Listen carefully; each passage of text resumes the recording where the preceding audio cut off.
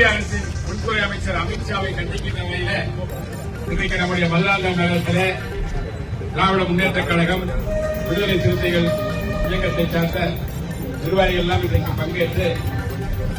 அமித்ஷா அவர்களை கண்டிக்கின்ற வகையில இந்த ஆர்ப்பாட்டம் நடைபெறுகிறது. ஆகவே இந்த ஆர்ப்பாட்டத்தில் வருகிறது உங்கள் அனைவரையும் அன்போடு வரவேற்று கண்டிக்கின்றோம் கண்டிக்கின்றோம் கண்டிக்கின்றோம் கண்டிக்கின்றோம் கண்டிக்கின்றோம் கண்டிக்கின்றோம் கண்டிக்கின்றோம் அண்ணல் அம்பேத்கரை ஈவு செய்த